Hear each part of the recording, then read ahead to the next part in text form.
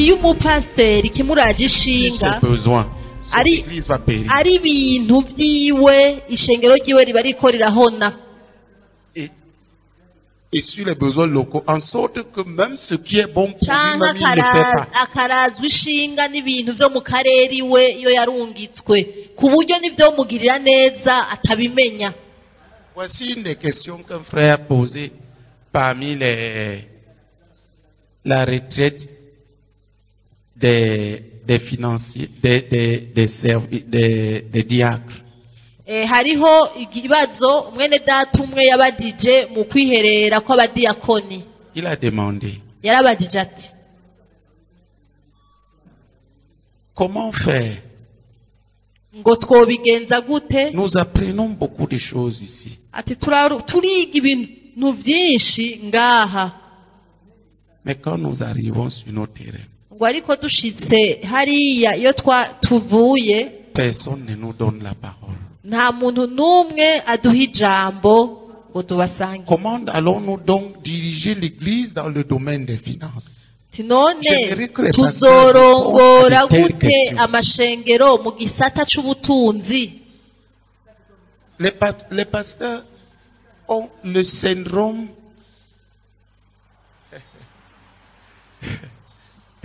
des dirigeants africains. Abapastere bafise ingwara imwe n'abarongoye Afrika bafise umugero umwe. Ils veulent s'accaparer même ce qu'ils ne connaissent pas et ne comprennent pas. Bashaka vyose kuvyigungirako n'ivyo badatahura n'ivyo batashoboye. Ils ne voient pas l'avantage d'envoyer les gens ici. Ubwa mbere ntibabona n'iciza kiva mu kurungika abantu ngaha. Nabo barungitse baca babazibira. Pourquoi enseignerait-il ce que eux ils ne connaissent pas? Bibwira ngo baja kwigisha ivyo ntazi kubera iki? Oh, il se trouve que personne ne connaît tout. Ariko nta muntu amenya vyose. Formons les dirigeants. Vous avez les pasteurs ont l'obligation de les laisser exprimer ce qu'ils apprennent. Abarongozi abapastere nabo igikorwa cabo no kubareka bakavuga ivy'Imana yabashizemwo. La direction en Christ, uburongozi bwo muri Kristo, est collégiale. Ni igikorwa co mu mugwi. C'est un corps qui dirige. Ni umugwi, ni umubiri wa Kristo, ni nk'umubiri ukorera hamwe. Ce n'est pas une personne seule. Si umuntu umwe arongora. C'est un corps qui dirige l'église. Urongora ishengero.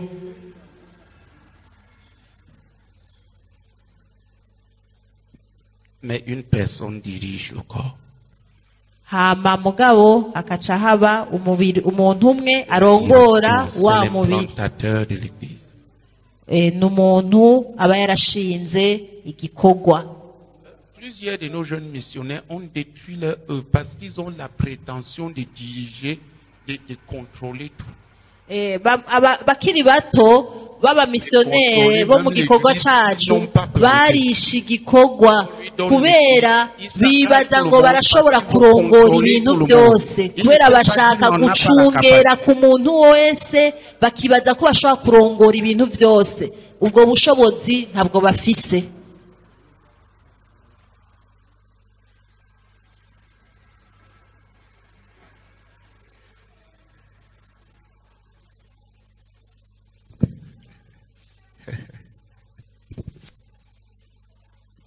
Alléluia. Amen. C'est la folie.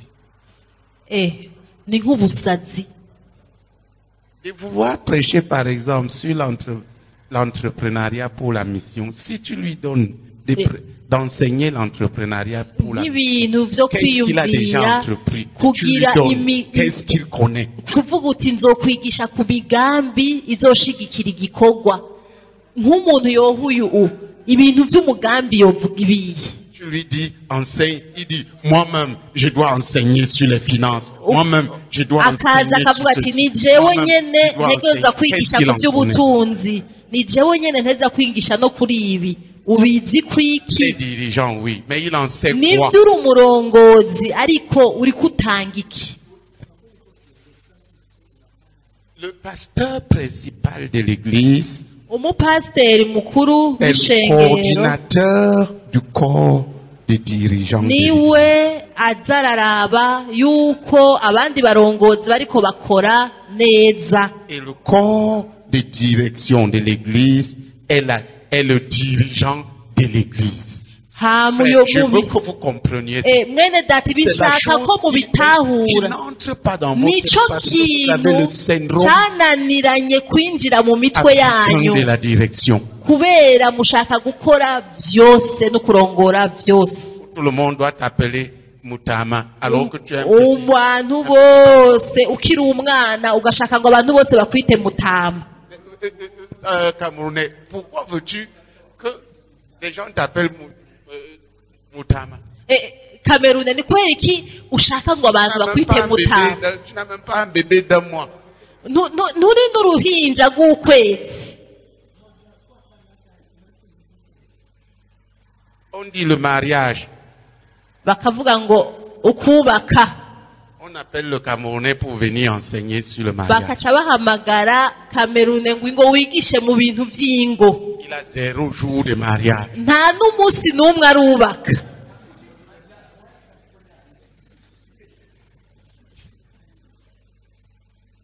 Juste parce qu'il est le pasteur. Ariko kubera ngo ko ari pasiteri. C'est une folie humaine. N'ubusazi bw'abantu baba bariko bakorera mu mubiri. Il ouvre la bouche et il dit des choses qu'il ne connaît pas. Et les mariés sont là, ils regardent. Akugurura umunwa agatangura kuvuga ibintu ataca bizi ko abubatse bakicara bakibaza ati mbega yewe. Ne pas reconnaître mes limitations est une folie. Kutamenya uti jewe burya ngezaha abari nk'ubusazi. Personne ne devrait fonctionner au-dessus de de la foi, de sa foi en Christ. Umuntu ntiyategerezwa gukora ibirenze iby'uburambe bwiwe muri Kristo, akarenza ukwizera ibyo yizera muri Kristo. Il en est de même de ceux qui jugent tout le monde. Hariho nico kimwe n'abantu bacira imanza abantu bose. Il n'a pas conduit une église de 10 personnes. Nta musi n'umwe ararongora abantu barenga 10. Mais il met les jugements sur quelqu'un qui a sous lui un troupeau de 1000 personnes. Akaca atangura gucira imanza abantu barongoye abantu igihumbi. Abari nk'umusazi kuko uyarongora abantu igihumbi ntavyo abazi ivyiwe ntavyo ashobora kumenya. Il ne connaît pas ce qui se passe. Ntazi na kimwe mu ingene ibintu bigenda avec 20 personnes. Iyo umuntu arongoye abantu 20. Il ne connaît pas ce qui se passe quand on a 50 personnes. Iyo umuntu afise 50. Il ne connaît pas ce qui se passe quand on a 100. Ibintu bigenda iyo umuntu ari yikoreye abantu 100. Il pose un pasteur de 1000 personnes à terre. Agafata umuntu arongoye abantu igihumbi akamwicarika hasi agashaka kumusigura ibintu ateza gukora. C'est un fou. Nimba ari umuntu va le frapper. Ni nk'umusazi kandi Imana izomukubita umunsi umwe. Dieu juge chaque personne selon les jugements que la personne pose. Kubera Imana igucira urubanza iravye ivyakuvuyemo umunsi umwe ku wundi muntu. Qui comprend notre folie? Ninde ariko aratahura ingene ubusazi bwacu buhora bumera? Qui comprend? Ninde ariko aratahura? Puis ceci que je suis en train de dire parvenir au pasteur. Ese ibi bintu ndiko ndavuga vyoshikira abapasteri. Faites-leur parvenir ce message. Ubu butumwa muze kubashikiriza. J'ai l'impression que nous sommes cinglés quelque part. Nibaza ko ari ahantu mu mutwe vyatiriganye. Quand je prends du temps pour former des gens, iyo ndiko ndafata umwanya wo guhingura abantu, cette troupe, je suis censé la former pour la violence. Uyu mugwi ntegereza kuwuhingurira uguhatuza. Et qu'on rencontre un pasteur hama umuntu acahura n'umupasiteri avec ses 500 personnes, afise abantu 500 biwe, il est déjà cabossé et fatigué. uyo muntu akaba abo bantu 500 baramaze kumuterera hasi yararushe. Qu'est-ce qu'il devrait faire? Ikintu yateza gukora kugira yirokore n'igiki? Céder un peu de place pour que celui qui détient la violence maintenant puisse lui apporter cette aide. Yategerezwa kucamera nk'ukinjura gato kugira wa wundi agifise kwa guhatuza ashiremo guhatuza gukenewe mu gikorwa. Mais s'il dit, ariko amaze kwibwira ati, c'est moi le Mahmoud Ngaha, ni jewe aha aye mfise ijambo rya nyuma,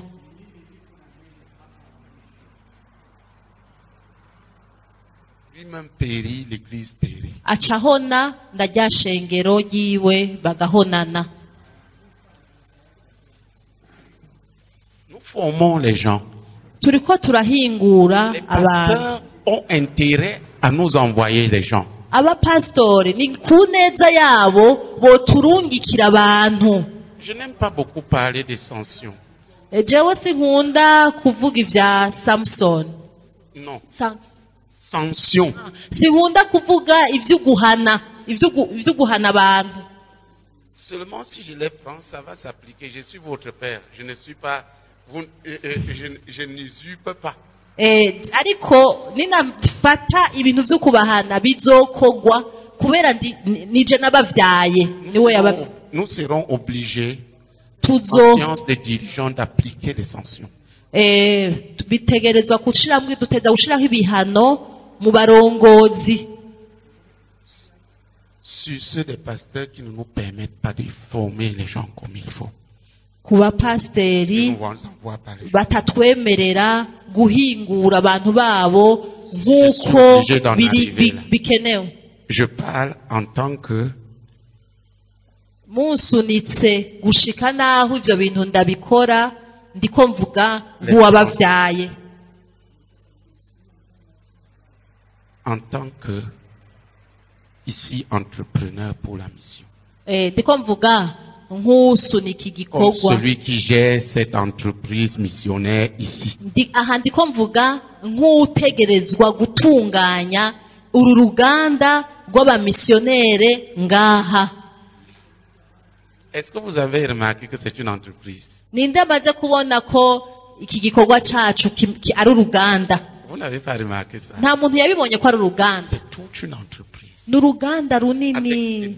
Avec de multiples domaines. N'ibisata bitandukanye vyinshi. Avec des multiples domaines de compétences à développer. N'ibisata vyinshi vyo gukuza kandi bitandukanye tana kimwe gisa n'ikindi. Il y a un de mes enfants qui dans sa folie a dit maintenant j'enseigne mieux que René None.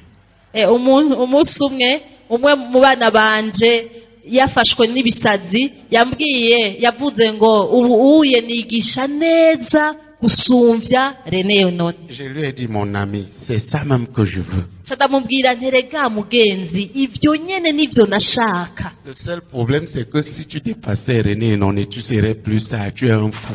Ingorane nuko umunsi vyoshika ukandusha ayo majambo ntiwoyavuga. Woba waramaze kuba umuntu atekanye ariko ubu uracari umusazi. Le seul fait que tu te dis ça te déclasse déjà. Ikintu conyene catumye ivyo bintu bigusohokamwo bigukura muri urwo rugero rwo kunsumvya. Mais voyez-vous, murambona handi, qu'est-ce que tu ferais d'une telle personne? Iyo umuntu nk'uyo avuze iryo jambo rikamusohokamwo ukaryumva, woca umukorera iki? Akari kuvugako woca umugirana. Vuga ivyo nyene biri mu mutima nyene vy'ukuri wizo.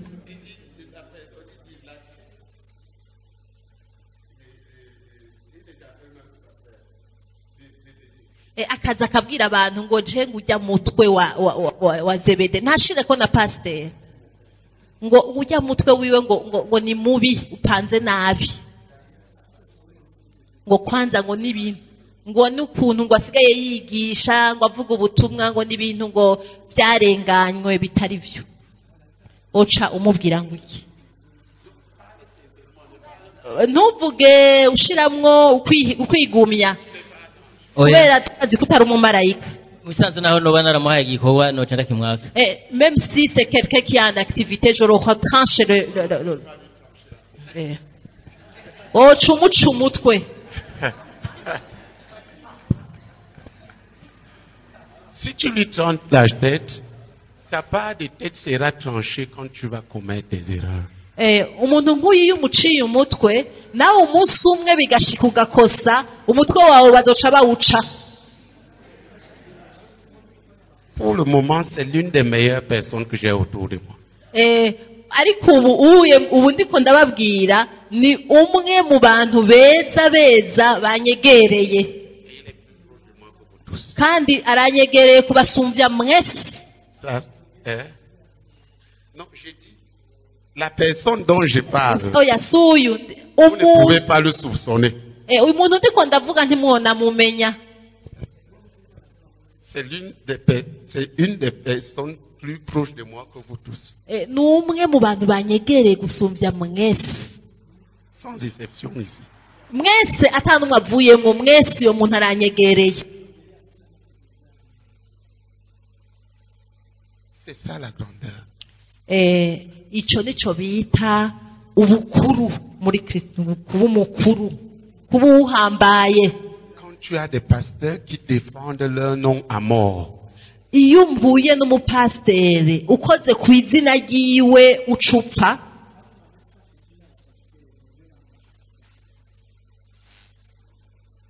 Tu as des petits enfants. Ubuhuye n'umupasiteri w'umwana muto. Et je parle ici aux pasteurs, aux différents pasteurs. Aha, ndiko mbwira abapasiteri munyumve neza. Le jour qu'ils voudront couper la tête à quelqu'un. Umunsi bazoba bashaka guca umutwe abantu Chacun d'entre eux se pose une question. Umwe muri bo umwe wese azoce yibaza ikibazo kimwe imbere yo kubikora. Combien de fois j'ai eu des pensées démoniaques contre René Enone? Ni kangahe Satani yandungikiye ivyiyumviro bigwanya René Enone. None igihe yari kwaransukamwe ivyo vyiyumviro bimugwanya Imana yaciye inkorera iki? Le jour que tu voudras t'attaquer à quelqu'un parce qu'il est rebelle contre toi. Umunsi uzoshaka gutera umuntu kubera yakugararije. Pose-toi une question. Uzoca ubanza wibaza ikibazo kimwe. Combien de fois j'ai résisté et désobéi ni kangahe aux instructions du frère René? Nagararije kandi ndareka kumvira ivyo frère René Enone yambwiye. Ico gihe nariko ndamugarariza yankoreye iki? Kangahe namunebaguye kandi ntanabivuga. Imana none yacingira gute? Pourquoi moi-même? Kubera iki jewe nyene? Ex-rebelle en survie. Umugarariji yarokotse yacitse ku icumu. Je dois condamner un rebelle. Ntegerezwa gucira urubanza uwundi mugarariji. Comment vais-je condamner quelqu'un pour quelque chose que j'ai eu à faire? Ni kuki nocira urubanza umuntu ku kintu nanje nigeze kubamwo? Sans me condamner moi-même. Kandi igihe nakibamwo nkaba nticiriye urubanza. Je n'ai de problème avec personne tant que c'est René Enone. Jewe nta kibazo na kimwe ngira n'umuntu iyo ariko atera jewe nyene René Enone. Mais si quelqu'un touche au troupeau, ariko umuntu agakora ku ntama, quelque chose qui va atteindre mes brebis, canke agategura ikintu cokora ku ntama zanje, là, aho rero même s'il faut le livrer au diable, je vais le faire. Naho vyosaba kumuha Satani nzobikora. Tu as fait l'œuvre. Kubera ubu uriko urakora ku gikorwa. Tu es mon ennemi. Uzoba ucitse umwansi wanje. Pourquoi? Kubera iki? La Bible me dit. Bibiliya imbarira ngo. De veiller sur le troupeau que Dieu m'a confié. ngocungera Comment en umukuku rendre compte devant naguhaye Dieu. kuko uzombwira ivyawo imbere y'Imana uzovuga ivyawo Parce que beaucoup sont des loups. kuko benshi namabingira Je trouve un loup. ntoyibingira nkayimenya Avant qu'il dévore mes brebis, je la bats.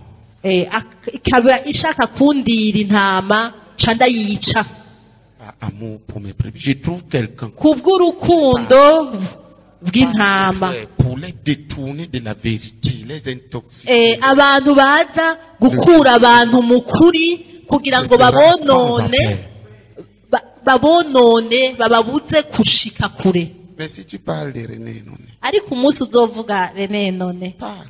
ntaco uravuga Il n'y a pas de problème. nta kibazo Et je n'enlève personne sur cette base. kandi jewe nta muntu n'umwe ashobora gukura mu burongozi kuri ico kintu ngo nuko yamvuze. Au contraire, ariko la tendance sera de te promouvoir. jewe ahubwo nzokuduza nca ndaguha ibindi bikorwa birenze Parce que kubera arriver à ce niveau, ça veut dire que tu as besoin de pouvoir. iyo ushitse kuri urwo rugero rwo kunkorako no kuza uramvuga uba ukeneye kuganza urundi rugero rwo kuganza. Je t'en donne. nca ndagukura aho wari uri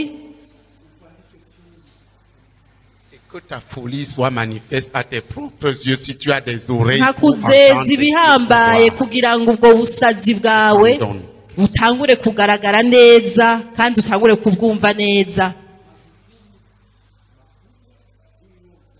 Qui comprend ce que je suis en train de ninde dire? ariko aratahura ibi ndiko ndavuga. Je t'en donne. Je t'en donne plus. Ca ndaguha ibirenze nkakuduza nkakuzeza amabanga yandi. Parmi les gens qui sont autour de moi, ku bantu banyegereye ceux dont les cœurs s'élèvent, abantu bafise imitima ikunda ça veut gukaka dire ils ont besoin d'être honorés. ni ukuvuga ko ari abantu bashaka ivyubahiro, N'est-ce pas? sivyo? Je leur donne les honneurs. Ca ndabaha ivyubahiro.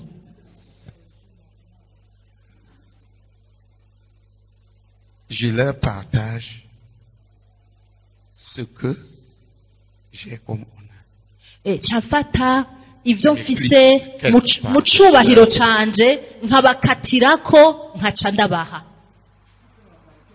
Je leur donne ça pourquoi? Ndabaha ivyo vyubahiro kubera iki? Pour qu'ils voient eux-mêmes leur folie. Kugira ngo bikunde babone ubusazi bwabo. Mais le problème, c'est que la plupart d'entre eux vont penser que je leur donne ça parce qu'ils sont plus grands. Mugabo rero ikibazo nuko iyo ntumbero batayitahura baca bibaza ngo nabibahaye kubera bahambaye bashoboye. Je donne ndabaha pour que la personne voie sa folie. kugira umuntu abashe kubona ubusazi que bwiwe, j'accuse est exactement différent de moi. kugira abone ati ujya muntu ndiko ndacira urubanza aransumba ntameze nkanje. Pendant des années, haraciye imyaka myinshi j'ai regardé plusieurs dirigeants avec moi, voyant des choses dans leur cœur. naragibonanye n'abarongozi benshi nkabona ibintu biri mu mitima yabo. Vous savez, le Murundi, il ne te montre rien apparemment. murazi musanze umurundi nta kintu na kimwe akunebagura ashobora kukwereka mu maso yiwe. Est-ce que tu as un différent avec ton épouse? woba ufise ivyo mudahurizako n'uwo mwubakanye, utuntu mudahuza, Règle-le. ugende ubitunganye neza muduhurizeko. Je suis en train de vous montrer quoi? aha nshaka kubereka C'est iki? que Dieu peut donner à quelqu'un des yeux qui voient. ko umuntu ashobora, Ouais, Imana ishobora guha j'enseigne. umuntu amaso abona kure. Je reçois bien le message, mais je le regarde, je vois la réalité qui est, le Seigneur me de voir la réalité qui est derrière. Qui a compris ça? Imana ndamuravye icimyereka En le regardant, tu ne peux pas savoir qu'il a un problème avec son épouse. umuravye uyu ntushobora kubona ko afise ivyo badahuza ko n'uwo bubakanye. Qui est surpris? Ninde atangajwe n'ivyo? Ntuwibaze ngo niwantwengera ngo sinzobona ibiri inyuma yavyo, kubera nta kintu na kimwe kirahikinze mu maso y'Imana. N'ibintu ugamirije, n'ibintu ufise mu mutima, Imana irashobora guca ibishira habona ubunyene. Je pleurais pour un de mes fils. Nariko ndaririra umwe mu bahungu banje. Pourquoi ça? Nkavuga nti Imana, kubera ikibi, kubera ikibi. Comment il pense ceci? Comment il dit ceci? Kubera ko uyu muntu yiyumvira gutya akavuga ibi kandi uzi neza ko atari ivyo. Et Dieu a fait passer un film devant moi. Imana ishizana nka filme mu maso yanje. Des événements qui auraient pu arriver. Ibintu byari kunshikira. S'il n'avait pas pris certaines dispositions. Yaba ntari naragize integuro zimwe zimwe ivyari kuca binshikako. Je ne vous dirai pas quoi. Sishobora kubibabwira. Qui comprend? Ninde ariko aratahura? Donc les gens ne sont pas toujours ce qu'ils paraissent être. Abantu ivyo bakwereka mu maso sivyo baba bari imisi yose. Et les gens doivent cesser de croire que Dieu est aveugle. Kandi abantu bategerezwa guhagarika kwiyumvira kw'Imana iri kumwe nabo iyo bariko bagira uko. Plusieurs dirigeants, s'ils ne travaillent pas là-dessus, celui qui va les fouetter, ce n'est pas René Noné. Kandi abarongozi benshi nibatakora kuri ico kintu uzobakubita Sirene None. Quelqu'un va les fouetter. Hariho umuntu azofata inkona akabakubita. Je vais les élever. Kandi jewe nzobaduza. Quelqu'un va les fouetter. Ariko hariho umuntu azocungera ko bakubitwa. Que chacun traite son cœur. Umuntu wese akorane n'umutima wiwe. Traite ton propre cœur. Ukorane n'umutima wiwawe. Eh frère, tu fais quoi là? Mwene data. D'abord tu es assis, tu es à l'aise comme un abantu ingene wicaye nka wa ukiri muto w'umutunzi. Traite ton propre cœur. Ucungere utunganye umutima wiwawe.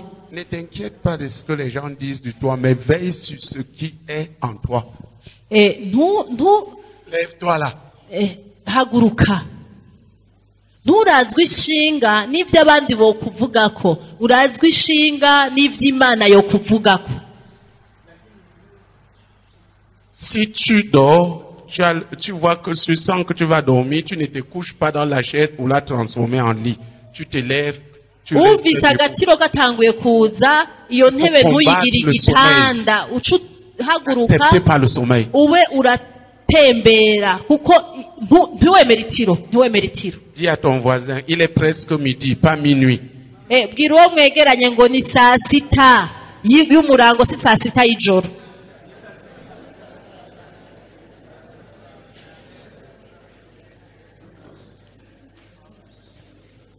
Amen. Amen. Alléluia. Amen. Je veux que ça parvienne à nos pasteurs en audio au moins, ou bien en extrait vidéo le plus shaka ko possible. Ibi bintu bishikira abapasiteri bacu mu mwanya muto isaseka nko muri audio canke. En tant que pasteur, dirigeant ou berger en chef, ça dit coordonnateur de la troupe de direction. Es-tu l'assassin de tes opposants? Nk'umuntu arongoye mu pastere utunganya ishengero. Es-tu celui qui planifie comment les démolir?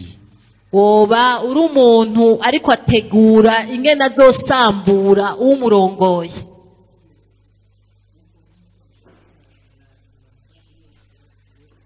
Si j'avais planifié comment vous démolir, jeunes gens, parce que certains d'entre vous, je sais dans mon cœur qu'ils ont eu des tendances démoniaques en eux, des critiques. Yaba nari narateguye kubasambura abantu mukiri bato kubera ndazi neza ko bamwe muri mwebwe mwagize ivyiyumviro biva kuri satani kandi bingwanya. Ariko bambonye ngo mutama. Qu'est-ce que je fais? Muri ico gihe mumpamagaye uko cangira iki? Je les élève. Chanda gufata nkakuduza. Pour qu'ils découvrent que ce qu'ils disent, si j'ai ça, c'est qu'ils en ont 10 à 100 fois plus. Et pour moi, là, je suis meilleur qu'en Jésus. Bashobore kubona ko ntandukanye nabo bace biga. Kuko meze uko bavuga mwe mwoba mugwije na 10. Parce que j'ai eu à émettre un jugement sur le frère Zach. Kubera umunsi umwe tout jeune converti. Nari nkiri mu wizera akiri muto hama ndashobora kuvuga nabi mwene data Zach ariko narihanye. Même auprès, j'ai dû me repentir même auprès de celui qui était responsable des missionnaires pour que ça lui parvienne. Naciye ngenda mbwira uwujejwe abamisiyonere kugira ngo bishikire mwene data Zach ashobore kubimubarira. Ce qui est curieux, igitangaje, c'est que de toutes les accusations qu'on a contre moi, cette accusation-là est celle qui revient le plus. Igitangaje nuko ico naciriye urubanza mwene data Zach kitampeze ko kiguma kigaruka. Iyo bariko bancira imanza ico ntigihara. C'est que je suis trop dur. Ngo aragumye.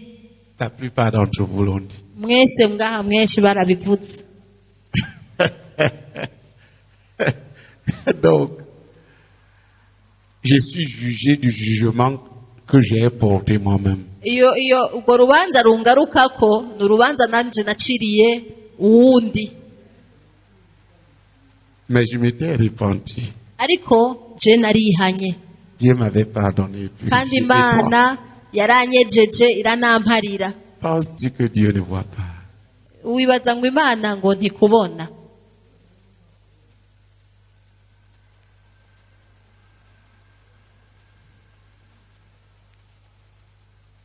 Et qui comprend? Ninde ariko aratahura? La direction est uburongozi collective. Ni kukorera hamwe. Tenu par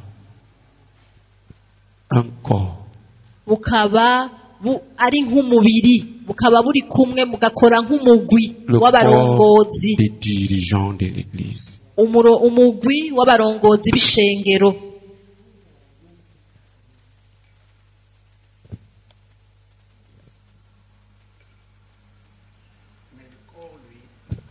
Ariko uyo mubiri nawe uyo mugwi ukora nk'umubiri est coordonné. Nawe ufise urongora par le premier des anciens. Ubarusha uburambe wa mbere afise uburambe. Qui la plupart du temps dans notre contexte est l'implantateur, est celui que Dieu a utilisé pour commencer cette église, ou le co-implantateur de l'église. Akaba uyo muntu arongora uyo mubiri nawe akaba ari washinze igikorwa.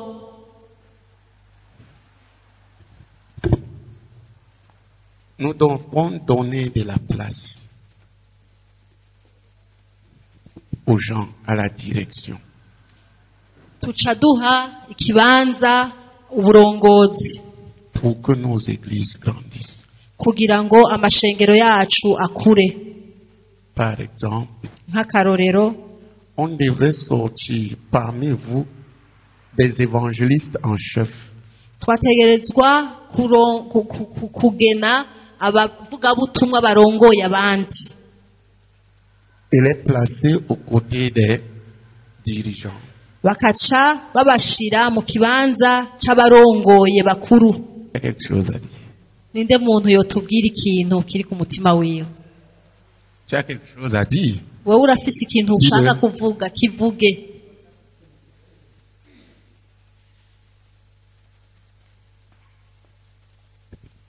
une petite question. ndafise akabazo gatoya.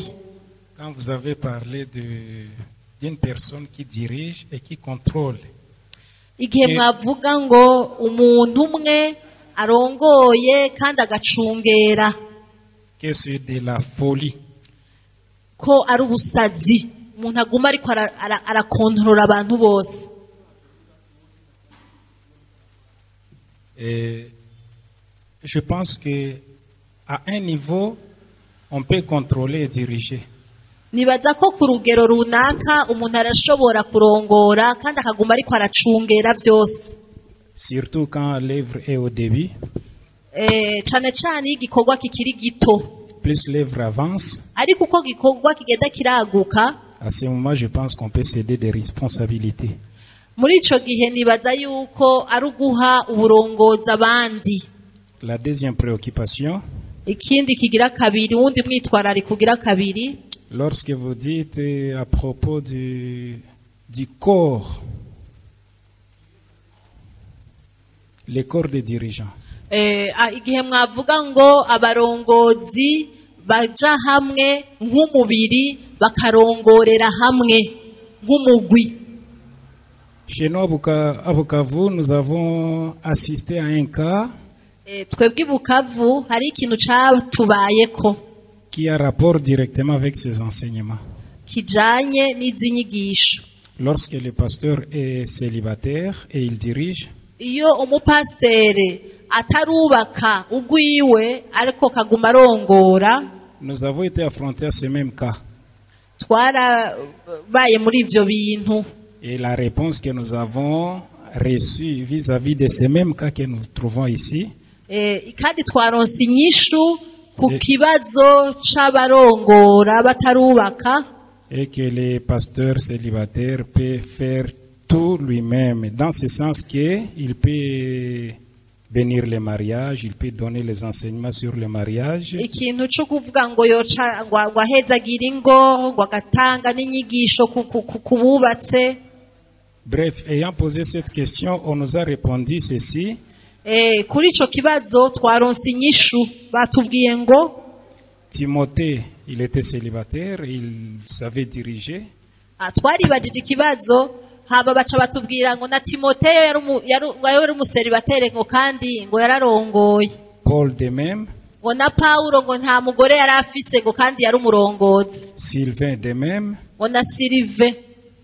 Et ainsi de suite. Ngo n'abandi n'abandi. Or ici vous venez de nous montrer le contraire. Merci. Ariko ubu muhejeje kutwereka igihushane cizo nyishu bahora baduha hari iwacu. Je n'ai pas montré le contraire. Oya, si gihushane navuze. J'ai balancé.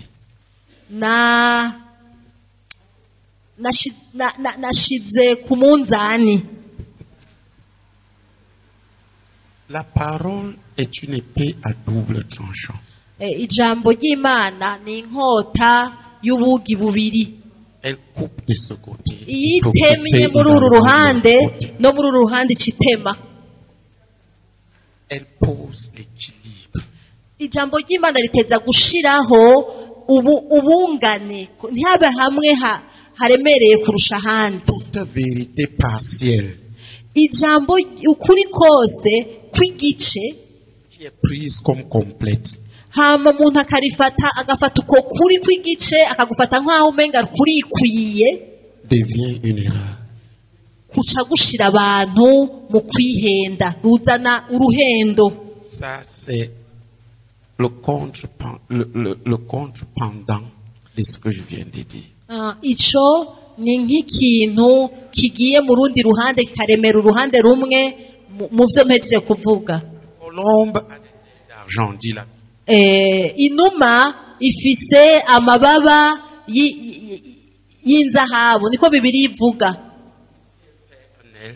Iyo imaze gutakaza ibaba rimwe itegereza dans la vie spirituelle. Mu buryo bw'impemu niko biteza gupangwa, hateza kuba. Le problème c'est que ceux que tu as cités, ingorane nuko uhejeje kutubwira,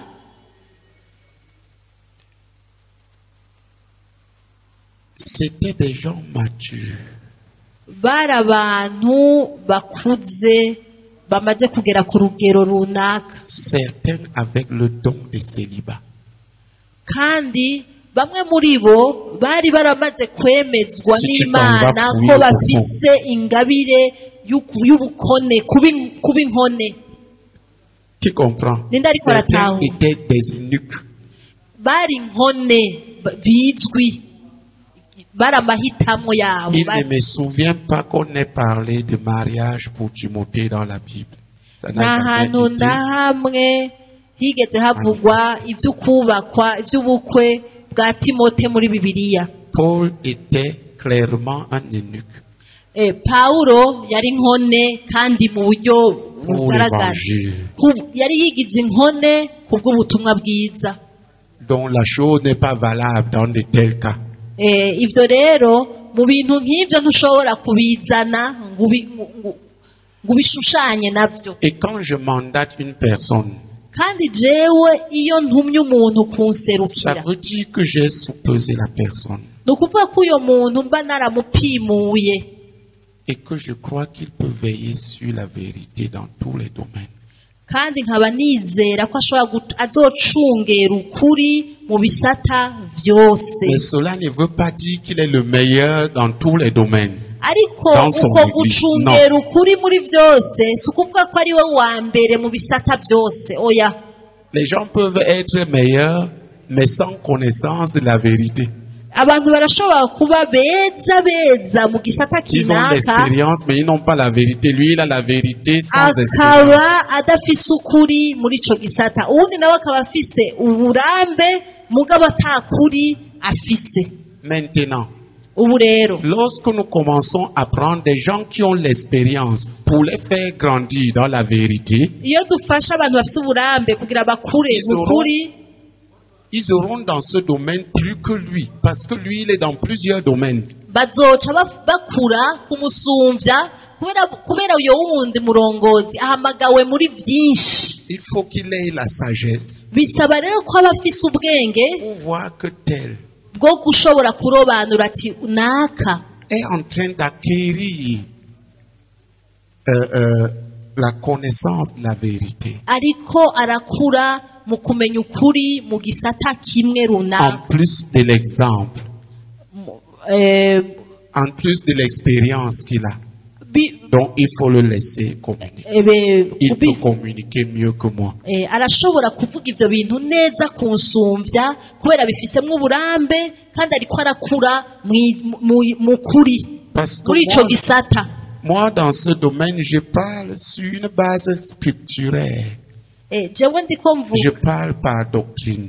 je ndiko ndabivuga bivanye n'inyigisho n'ivyo nzi. Mais celui-là va parler par connaissance, c'est-à-dire par expérience. Kubera jewe mvuga bivanye n'ico ndabiziko, Je peux enseigner, ariko uwundi donner azovuga les bases essentielles et le akabitanga laisser mu communiquer la vie. vyabayemwo, uca ndamureka akabitanga. Qui comprend ce que je suis en train Ninde de ariko dire? aratahura ico nshaka kuvuga? Je peux donner l'essentiel Jewe ndashobora parce gutanga que j'ai la base doctrinale.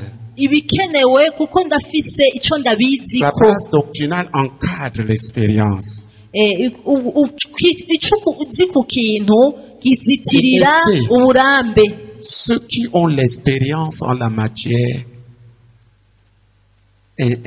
impartit la vie. Parce qu'ils en Ucureka ont. abantu bafise uburambe S'ils sont mu en train de gisata grandir dans la runaka vérité également. bakaza gutanga ubuzima, nibaba harimo ukuri mu byo bagira bavuge.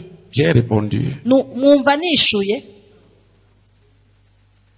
Donc, l'envoyé Uwarungitswe rero est supposé avoir la doctrine. aba ari umuntu ubwa mbere na mbere afise muri rusangi inyigisho, ubumenyi kuri vyose, Mais n'a pas toujours l'expérience. ariko si ukuvuga ko ari we afise uburambe muri vyose. Et dans l'ordre de l'enseignement, Kandi mu bisabwa mu kwigisha il y a 4 possibilités bibliques. hariho uburyo bune bwo kwigisha bushoboka. On peut enseigner par révélation. urashobora kwigisha bivanye n'ibyo wahishuriwe. On peut enseigner par connaissance. urashobora no kwigisha bivanye n'ibyo uzi, ni ukuvuga n'uburambe ufise muri ico kintu. On peut enseigner par doctrine. urashobora no kwigisha bivanye n'ibyo wize n'uko ico kintu kiri On kivugwa. peut aussi enseigner par prophétie. urashobora no kwigisha bivanye n'ubuvugishwa. C'est dans la Bible. Ivyo biri muri Bibiliya. Prenez le verset. Nimuturonderere uwo murongo. Je réponds aux questions très claires. Ndiko nishura kuri ico kibazo. La question est que quelqu'un peut avoir l'expérience et ne pas avoir la base doctrinale. Umuntu arashobora kubisa uburambe mu kintu mugabo atanyigisho z'urufatiro afise kuri ico kintu. Généralement, ceux qui communiquent sur base de l'expérience devraient avoir sur eux Mu un coordonnateur qui a soit la abantu doctrine et l'expérience, soit la doctrine. abantu bigisha bivanye n'uburambe, hejuru yabo hategerezwa kuba hariho umurongozi afise inyigisho z'urufatiro kuri vyose kandi afise Si le n'ijambo. dirigeant est un homme investi qui lit, cherche Dieu, iyo umurongozi ari lit la umuntu Bible, médite plus que asoma tous les autres, il aura akarimbura une kurusha base byose, doctrinale beaucoup plus solide que les autres. aca aronka urufatiro rukomeye Les rw'inyigisho autres gusumba devront abandi écouter. kugira ngo abandi bashobore kumwumviriza. Regarde par exemple, Raba nk'akarorero, plusieurs d'entre vous ont commencé à exercer dans la puissance. benshi muri mwebwe baratanguye kugaragaza ubushobozi, Ils ont quelques expériences. barafise uburambe, barafise Par exemple, de l'effusion du Saint-Esprit, nk'ukurobanurwa na mpwemu yera, des miracles. n'ibitangaza Comme ils m'ont vu faire. no gukiza kurya nyene babonye mbikora. Et même plus. Ils peuvent même avoir plus. Barashobora no gukora ibinsumba, Ce n'est pas étrange. kandi si ibintu bitangaje. Tu comprends? Ninde ariko aratahura? Mais ils ne savent même pas d'où vient cette puissance. Ntibazi n'ubwo bushobozi bagaragaza iyo bwaje Ils buva. ne connaissent même pas comment ça fonctionne. Ntibazi n'ingene buhuhuta buje n'iyo buhuhuta buje. Ils sont sans connaissance, sans doctrine de base. Ntibafise imfatiro, inyigisho z'ifatiro z'ivyo bintu J'ai ntacyo la bazi. responsabilité Ni jewe n'ahanje de leur apporter la doctrine pour qu'ils vivent et qu'ils ne périssent wo pas. kubazanira inyigisho zijanye n'ivyo bintu vy'ubushobozi kugira ntibahone bahejeje kubugaragaza.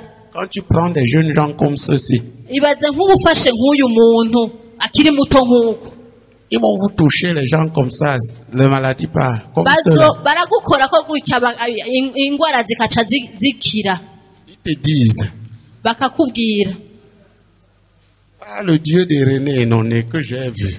bakaza bakakubwira ngo ya mana ya René none niboneye Je ne n'amaso, connais pas grand-chose. ati nta bintu byinshi ndayiziko, Mais j'ai entendu, j'ai vu. kandi jewe naravyumvise kandi À leur naravyiboneye. base, ils n'en connaissent pas grand-chose. Nta birebire abiziko, arazi gusa ko ari Celui-ci, la base doctrinale, c'est zéro. uyu unye inyigisho z'ubwo bushobozi ni zero, nta n'ivyo abiziko, Il ne sait pas d'où ça vient, comment ça ntazi fonctionne. yuko ubwo bushobozi bwaje bukomoka n'ingene ubushobozi bukora. Il sait seulement que s'il touche quelqu'un comme ça, la maladie. Arazi gusa ko amukoze ko gutya gatatu ingwara ikigenda.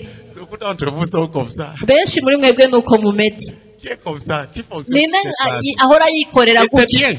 kandi ni vyiza. Qui fonctionne ainsi, lève la main. Et ça marche. Nimukirize umuntu ahora abikora uko kandi bigacamwo, Ceux qui fonctionnent comme ça, levez la main. Et c'est les meilleurs évangélistes qu'on a kandi pu. nibo bavuga butumwa beza dufise.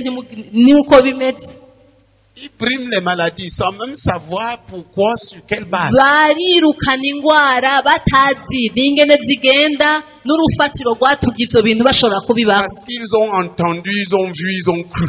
Point kubera final. baravyumvise ko bibaho, baravyizeye. Mais la Bible dit quoi? Ariko none Bibiliya ivuga iki? Ajoutez à votre foi l'expérience. ngo C'est-à-dire, ku kwizera kwayo non pas l'expérience, ajoutez à votre foi la connaissance. ngo ku kwizera kwayo La compréhension des choses de Dieu. mushireho uburambe kugira ngo mutahure ivyo mukora iyo bikomoka. Ils ont la foi, mais ils n'ont pas la connaissance. Barizeye ariko nta bumenyi bafise muri La ico kintu. connaissance vient avec la compréhension de la doctrine.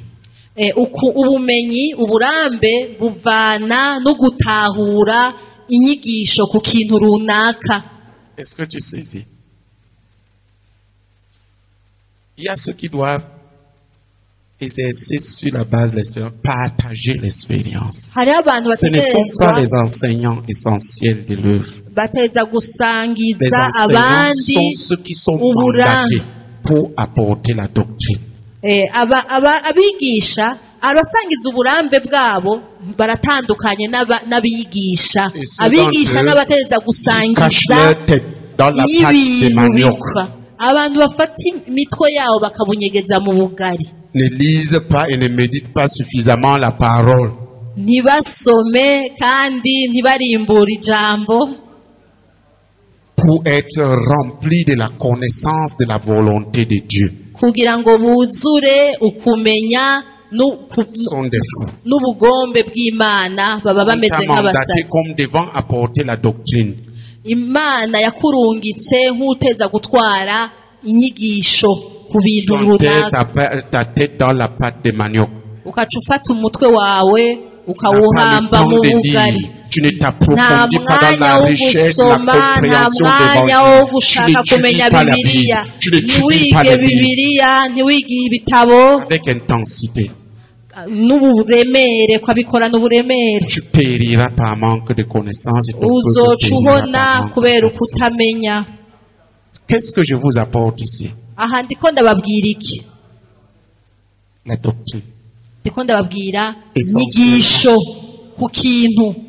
Mais je n'enseigne pas seulement par la doctrine.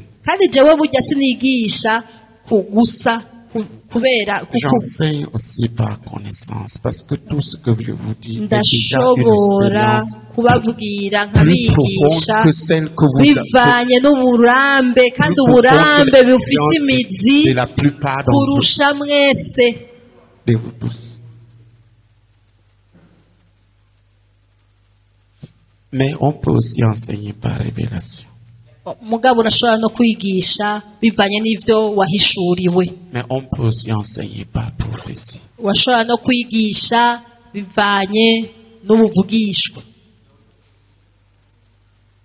Je n'ai pas dit jouer au prophète. Vous voyez, tout à l'heure je parle. Et quand je vous parlais des gens qui pensent qu'avec des attitudes, ils camouflent ce qui est derrière. J'ai parlé au frère.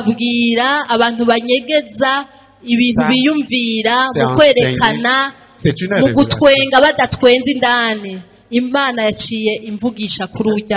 Mais est-ce que vous comprenez? C'est pour que l'enseignement vous prenne, que vous vous rendiez compte que c'est la réalité. Kwari ukugira izo nyigisho zibinjiremwo mubone ko ari ibintu bibaho.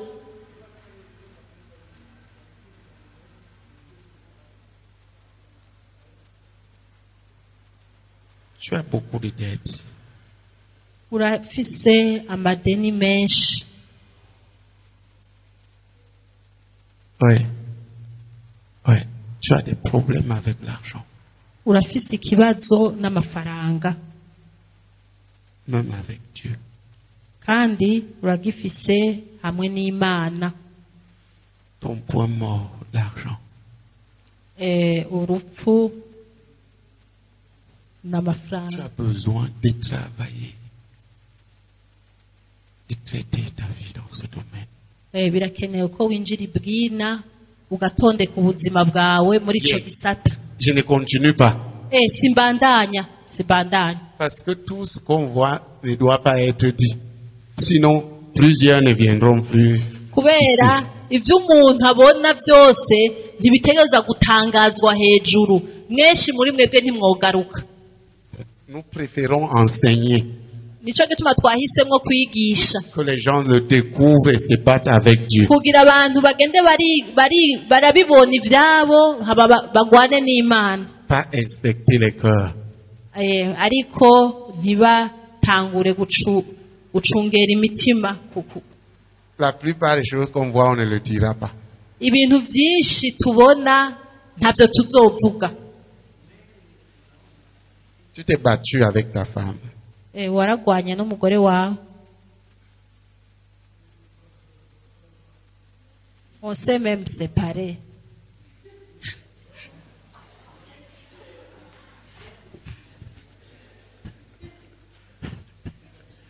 Va demander pardon.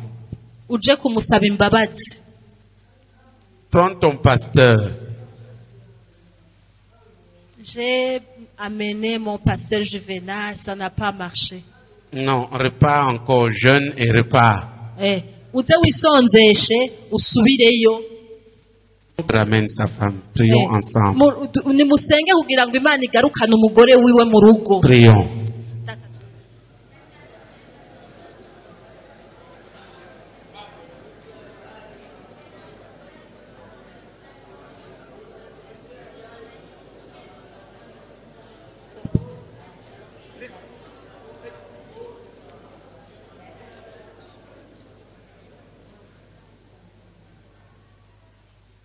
Amen. Amen. Donc on peut enseigner par révélation. Murabonye ko umuntu ashobora kwigisha bivanye n'ivyo Imana iri kurahishura. L'objectif n'est pas de vous expliquer ces choses maintenant. L'objectif n'est pas d'expliquer en détail ces choses maintenant. Intumbero si kugira ngo tudondore ivyo bintu bunyene. Des niveaux des différents ministères de la parole. Kwari ukugira ndabereke ko hariho ukuntu umuntu yigisha ijambo ry'Imana bitandukanye n'ibindi. Différentes façons que Dieu peut utiliser les gens pour impartir la parole. Uburyo butandukanye Imana ikoresha abantu kugira ngo bashobore kwigisha ijambo ryayo. Timothée était du genre docteur. Timothée yari umwigisha. Il était en charge de la doctrine. Yaragijejwe kujana inyigisho. Votre pasteur, par exemple, est du genre docteur Timothée. Pasteur wanyu ameze nka Timothée. Le docteur ne parle pas automatiquement par expérience, mais par doctrine.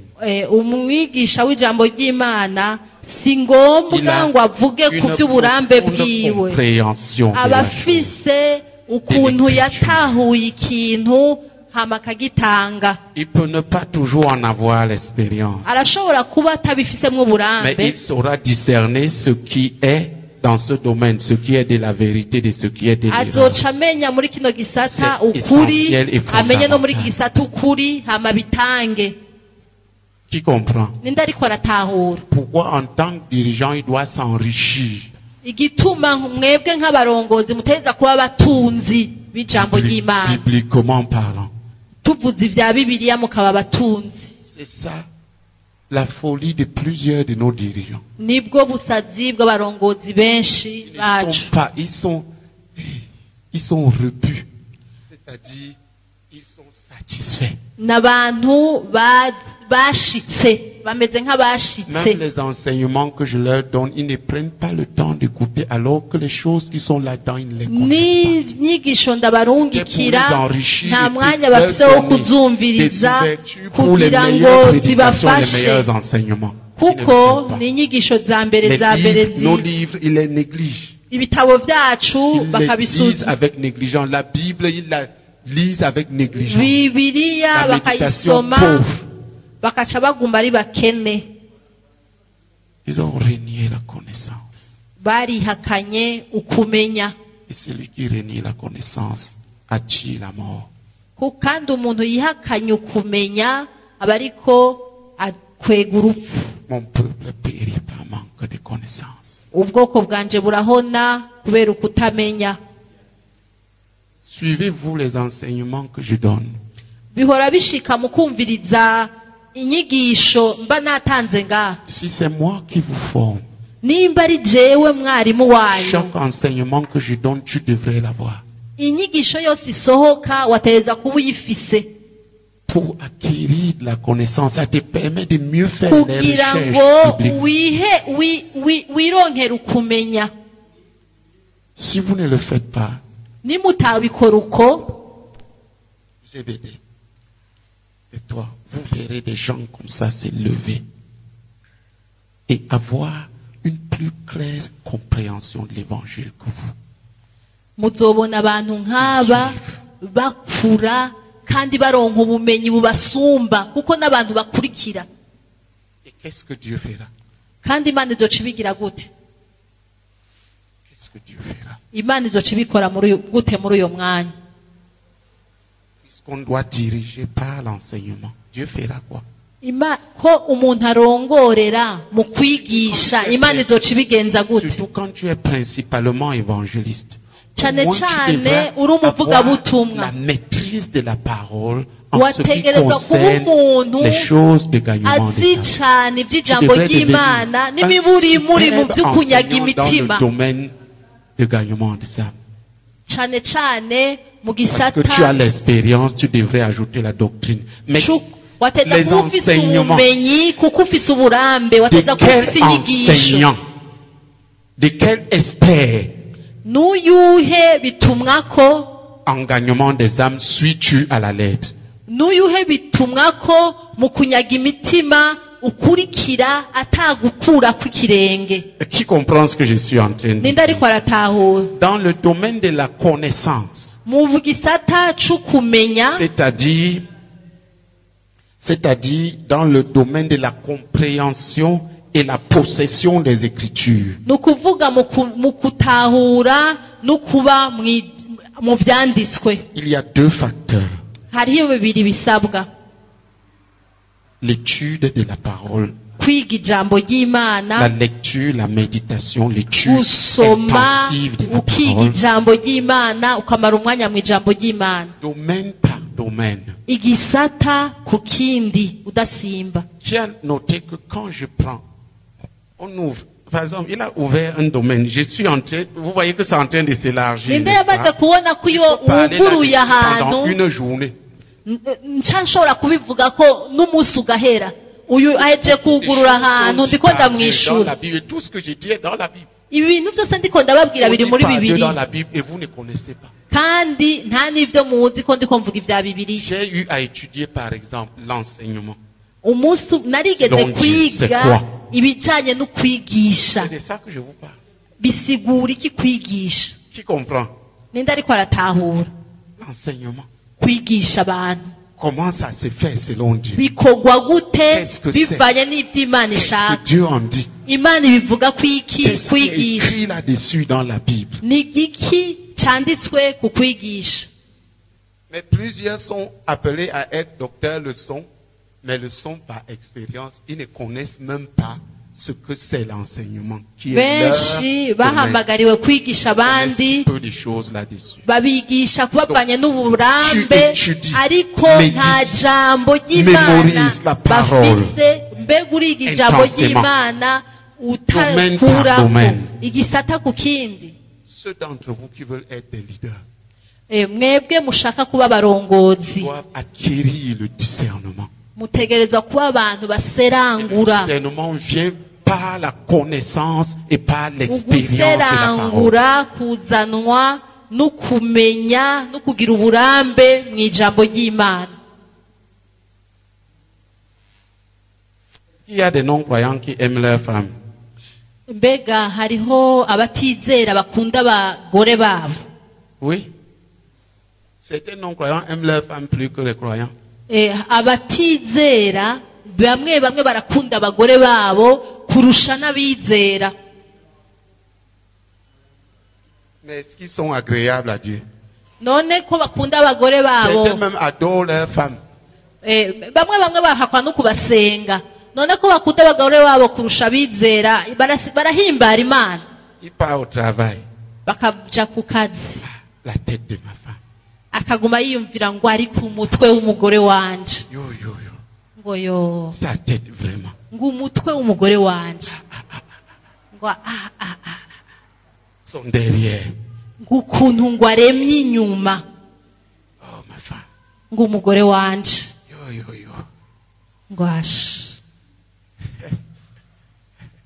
Écoute, selon les hommes, si on regarde, il aime sa femme plus que moi. uravye nk'umuntu buntu uyo muntu urashobora kuvuga ngo ujya muntu ngo arandusha gukunda umugore wanje Parce que je n'ai pas le temps de penser à la tête ou derrière. kubera de jewe quelqu'un. nta mwanya mfise wo kwiyumvira umutwe n'ukuntu aremye inyuma nta Je mwanya pense à Jésus.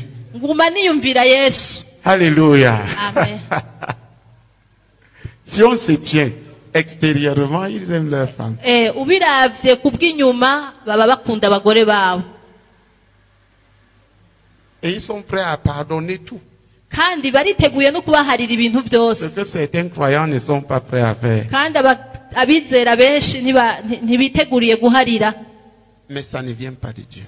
ariko uko kubakunda ntibiba bivuye Quelque ku chose de Mana. naturel, et tout ce qui est naturel, Dieu le rejette.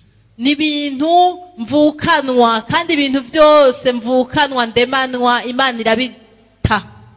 Donc en Christ, Muri Kristo le domaine où tu veux être expert, soit celui qui possède la connaissance et l'expérience. igisata cyose ushaka kuba bitumwako nube umuntu arusha abandi kukimenya mu ijambo ry'Imana.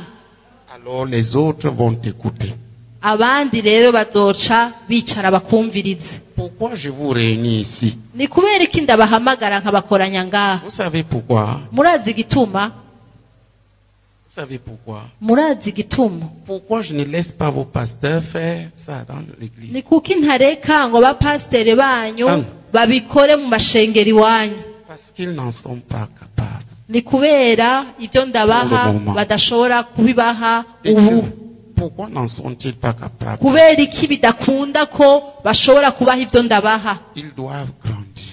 Bategerezwa kuva ku rugero bariko En bagakura. compréhension de la doctrine et en expérience. Bagakura mu kumenya mu burambe no kumenya icyo Imana ibivuga ko mu ijambo Ils ont ryayo. le temps pour le faire, pourvu qu'ils soient sages et qu'ils ne soient pas fous.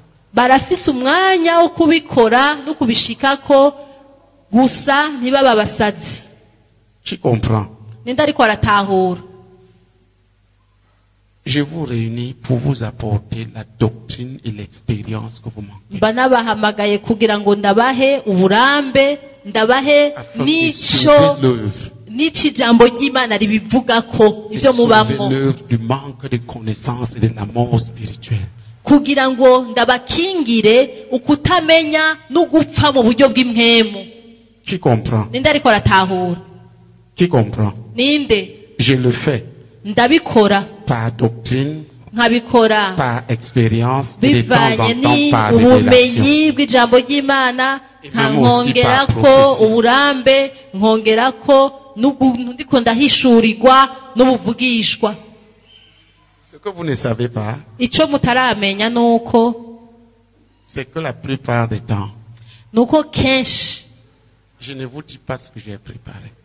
sindababwira ibyo nateguye.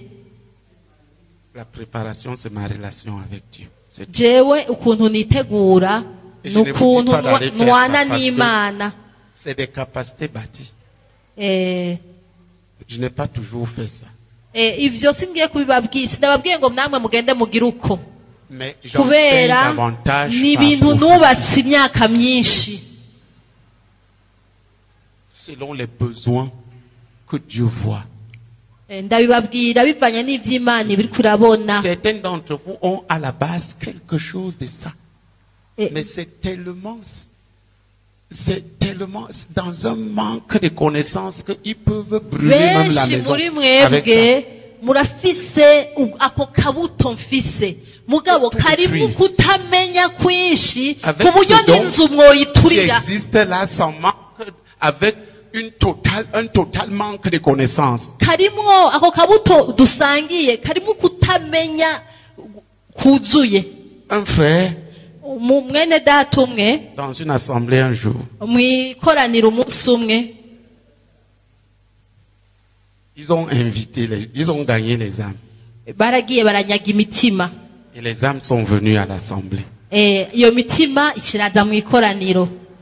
Et le frère venait d'être baptisé dans le Saint-Esprit. Il pensait que le parler en langue résout tous les problèmes.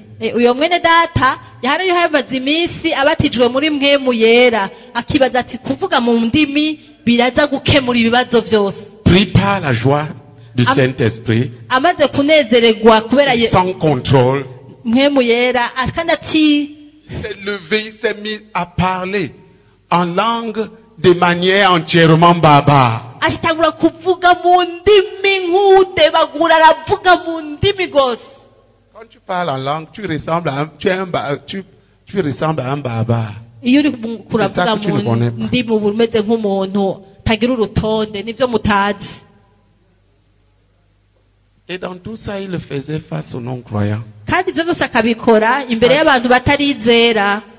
Il était tellement concentré, yari umuntu parlant en langue de tout son être. ariko aravuga mu ndimi ata kintu na kimwe kindi kimusamaza. Les gens se sont regardés. Nous sommes où? abantu batangura kuraba nati Est-ce twakorokeye he? que c'est un fou?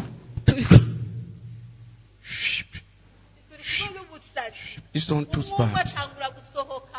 uwundi arasohoka barigira Avant que le bose. frère ouvre les yeux, umwanya wo kugurura amaso l'assemblée était vide. ikoraniro ryari rigaragara.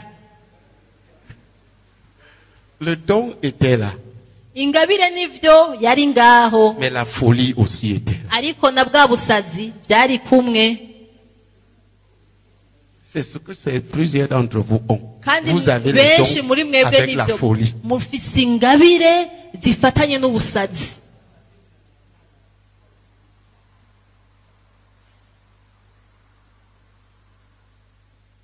Qui comprend ce que je suis en train de dire? ninde ariko aratahura ivyo ndiko ndababarira.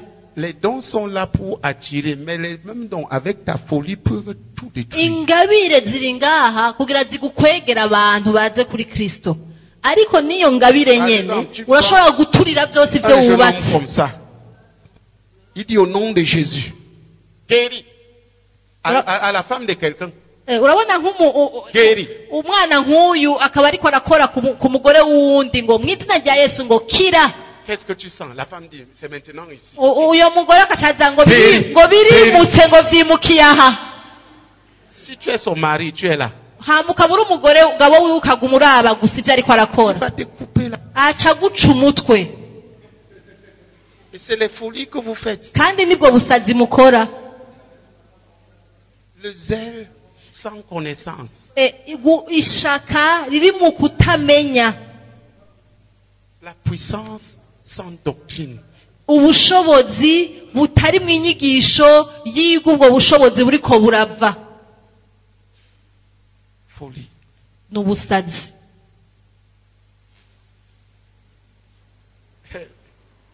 Qui voit qu'il a été comme un fou? ninde ariko arabona kuti narigeze kuba nk'umusazi nk'uyo musazi? Qui voit ça? ninde ariko arabibona? Si vous ne voyez pas, c'est comme ça que vous fonctionnez. ni kuki mutabibona? nuko nyene mukora. Ce que je suis en train de dire là, il l'a fait. ibi ndiko ndamubwira yarabikoze.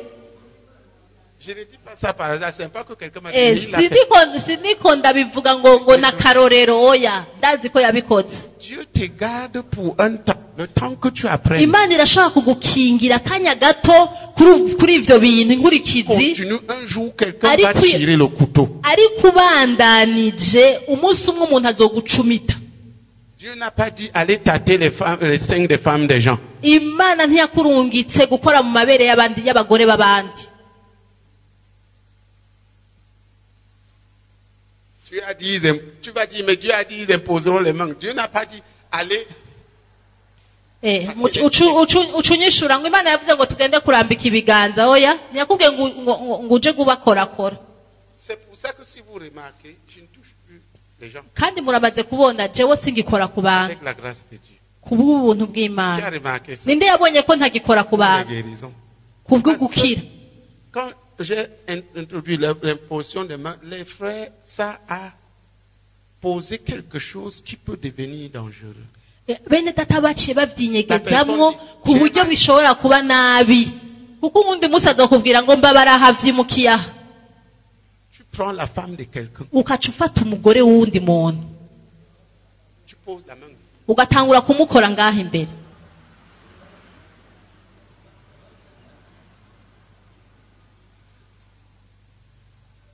Qui est fou?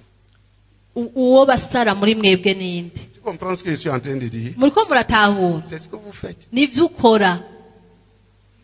Des jeunes gens, ils prennent la femme et ils mettent. Abantu bakiri bato barashobora kurambika ibiganza gushika hariya hantu.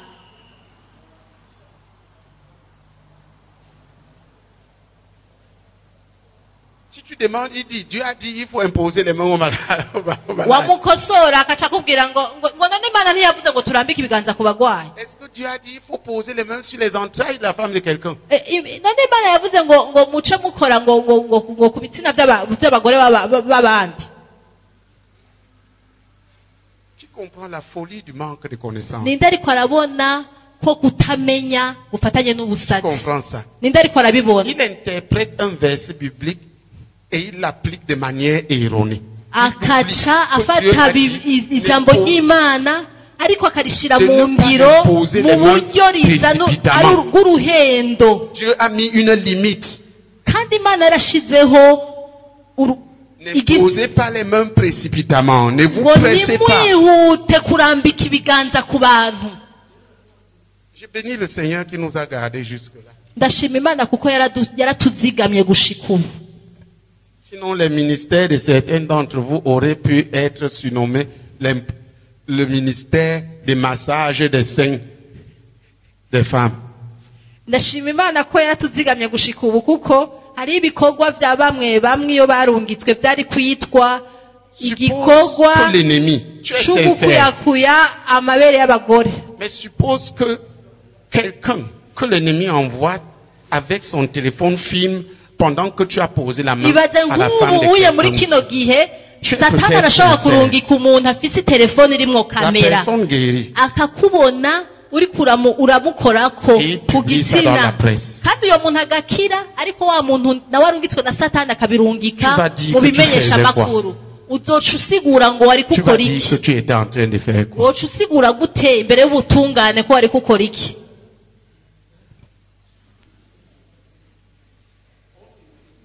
Bakazana kamera bakakwerekana bakaca babirungika hose. Tubwira ingene woca uvyita, ingene wobisigura. Imana ishimwe. Amen. Jewe nk'uko umukozi w'Imana abivuze, Moi, comme le serviteur de Dieu vient de le dire, muri retraite iheruka dans la retraite passée, yari yakitwigishijeko. il nous avait enseigné sur ça. Navyumvise uwo munsi nyene. C'était la première fois que j'entendais des choses comme ça. Ntaravyumva baje kuntora kenshi baraza kundondera kugira ndabasengera abantu. Avant que je n'entende cela, plusieurs fois on m'appelait pour aller prier pour les gens. Ukamurambikako ikiganza ku mutwe J'imposais les mains sur la tête akakubwira ko vyimukiye mu nda. et la personne me disait, ça a déménagé, c'est dans le ventre maintenant. Agaca atora ukuboko uti Et tegeka aha. il prenait mon bras et il mettait sur mon ventre. Mais comment d'ici? Ariko ubu Mais maintenant, depuis que narahugurukiye amaso. mes yeux se sont ouverts, Ubu unyi uje kundondera canke ndiko ndavuga ubutumwa nkasengera umuntu usanze agwaye nkora ku mutwe nkategeka. maintenant je ne quitte pas la tête, je touche seulement la tête. Amen. Ico kintu none yacize he?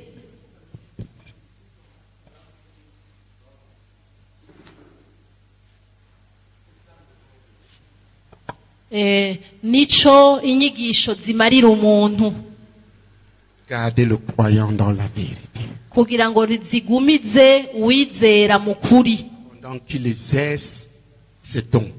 Mu gihe ingabire ziwe ziriko ziragaragara zimugumize mu kuri. Et vous êtes la classe d'exercice des dons. Kandi mwebwe ni mwebwe shure La meilleure. riri mu ingabire nyinshi nziza. Seulement votre manque de connaissance est effrayante. ariko ukutamenya kwanyu kurateye ubwoba. Voilà pourquoi quand je vous appelle ici, vous devez venir. Nico gituma iyo ndabahamagaye ngaha mutegerezwa kuza. Nous parvenons à vous apporter de la connaissance. Voilà pourquoi j'enseigne plus. Nico gituma ndabigisha cyane kugira ngo muronke ukumenya. Je ne vous appelle pas maintenant pour faire des miracles devant vous. Je l'ai fait. Jewe sindabahamagara kugira ngo mutwereke mukora ibitangaza imbere yacu. Oya. Après avoir communiqué les dons, il me faut communiquer maintenant la doctrine. Ubu narabahaye ingabire, ubu hasigaye yuko muronka inyigisho, ubumenyi. Voilà, tu dois t'asseoir, écouter et apprendre. Nico gituma uteza kwicara ukumviriza ukigishwa. Tu comprends? Ninde ariko aratahura? Si vous le faites, Nimwiga et mukabikora, vous prenez cet enseignement, mugafata izi nyigisho, vous rentrez chez vous, mukazitahana iwanyu, vous vous assurez que vous l'avez pour le réécouter. mugacungera neza yuko muguma muzumvirizako muzirimburako, Vous grandirez. muzoca muba abantu bakuze. Mais si vous négligez, Ariko nimwabifata nka mineneko, vous négligez la connaissance et vous périrez. muzoba muriko murashira kure ubumenyi kandi muzohona. C'est écrit. Niko Mon handitswe peuple périt par manque de connaissance. ngo ubwoko bwanje burahona kubwo kutamenya. Spirituellement, vous perdrez la vie Mu intérieure. buryo bw'impwemu uko umuntu w'indani azogenda arata ubuzima. Je disais donc qu'il y a deux choses qui te gardent. Ndariko ndavuga ngo ibintu bibiri bizokuzigama: Ta faim inzara yawe de la parole y'ijambo ry'Imana doit s'exprimer de deux manières différentes. bizoba bigaragazwa, iyo nzara izoboneka, Par une lecture, izogaragazwa no gusoma une méditation no kurimbura et une mémorisation no intensive gufata ku de mutwe la Bible. ijambo ry'Imana. Un. Ça, c'est un. Ico ni kimwe ca mbere. Et deux, Ubwa kabiri kicerekana inzara par un engagement ni ugufata ingingo, à apprendre inconditionnellement kwiga ataco usavye, de celui que tu estimes qu'il est ton modèle. ukigira kuri uyo uvuga uti uyu muntu ni icitegererezo canje, Écouter ses enseignements, les étudier, ukamwumviriza, suivre son exemple. ukiga inyigisho Ça te ziwe, gardera de l'erreur. Voilà le deuxième domaine pour être bizoca gardé de l'erreur. bigucungera ivyo bintu bibiri kuba mu ruhendo. 3. Ubwa gatatu, Par la lecture mu gusoma et l'expérience, et par la lecture et la méditation des expériences des hommes de Dieu mu gusoma du passé et ibitabo contemporain qui ont été les meilleurs, qui les certifient qui sont les birimwo meilleurs dans ton domaine. uburambe kandi bemejwe ko ari bo beza muri ico gisata wahamagawemwo, abakera n'abubu, Pour que tu sois riche en connaissance. kugira ngo ube umutunzi mu kumenya. Voilà trois sources. N'ivyo bitatu La première, c'est ta lecture, ta méditation, ton étude. ica mbere ni ugusoma no kurimbura. La deuxième, Ubwa kabiri c'est ta capacité d'apprendre. ni ubushobozi bwo kwigira ku wundi, Ton attachement à celui qui t'a engagé, qui t'a conduit dans le domaine et t'a engagé avec lui dans ce domaine. Comme mentor. n'ukuntu Ton mentor. uzomatana n'uyo muntu yemeye akagushira mu gikorwa ciwe, akakubera uwukumenyereza, Celui que tu es ukumatana nawe, engagé à imiter dans ton domaine. umuntu wahisemwo kwigana mu gisata c'umuhamagaro wawe. Ubwa gatatu, T'enrichir avec les expériences des hommes de Dieu. ukwitungisha bivanye n'ubuzima abakozi b'Imana ba kera Ça n'abubu peut être les livres qu'ils babayemwo. ça peut être les témoignages qu'ils ont. birashobora kuva mu byo bavuga mu byo bagusangiza canke Tu veux mu bitabo. être riche en connaissances, voilà 3 domaines. Ivyo bitatu niwabikora uzoca uba umuntu 3 afise domaines ubumenyi d'études bitatu bitanga ubumenyi et d'apprentissage.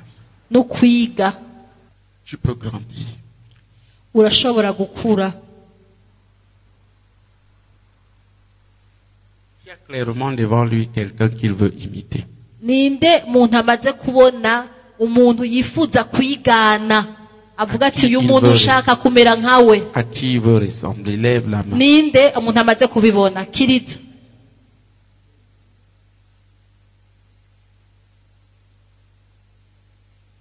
Tu n'as pas. Si tu n'as pas, Niwamba uyo muntu atawurabona tu dois l'avoir. utegerezwa kugira umuntu wigana, Ou tu n'es pas de ce groupe. canke ntuzobura uwo muri uyu mugwi. La première chose que je te commande, Ikintu ca mbere ndagutegetse, imitez-nous. twigane.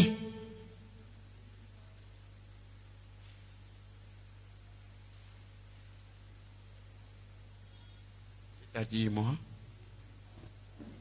celui que je vous ai envoyé et Nukuvuga celui we, qui m'a envoyé. nukuvuga we, nuwo nabarungikiye, nuwandungitse, mubigane. Qui comprend ce que je suis en train de Ninde ariko dire? aratahura abo bantu? Ça va tout compléter. Bizoca bikugira umuntu yuzuje. Imiter celui qui m'a envoyé veut dire que tu lis nos livres. Kugira ngo wigane uwamurungitse, nukuvuga ko usoma ibitabo vyacu. M'imiter veut dire, Kumwigana navyo bivuga ngo, commençons par là, m'imiter veut dire que tu suis mes enseignements, dutanguriraho. mes instructions, Kunyigana ma façon bisigura de faire, gukurikirana inyigisho mba ma façon de natanze, vivre uburyo mbayeho n'ukuntu pour réussir. nkora kugira Comment tu le ndoranirwe, vois? ukuntu mbona. Kumwigana nico bisigura. De tout cela, je suis la personne que tu es dans lequel tu es censé voir ce que je dis là. Muri abo bose Et que tous les 3 nous enseignons. twese batatu turigisha, ariko ni jewe ubona gusumba abandi. J'ai l'impression souvent, quand j'enseigne, d'avoir le frère Isaac. Ninde iyo ariko arigisha abona umenga ni Frère Isaac Devant lui. imbere yiwe, akabona umenga ni abaye Frère Isaac? Lève la main. Nakirize. Tu ne te trompes pas. Ntiwihenze, Je suis ntiwihenze. son fils, je fais comme lui.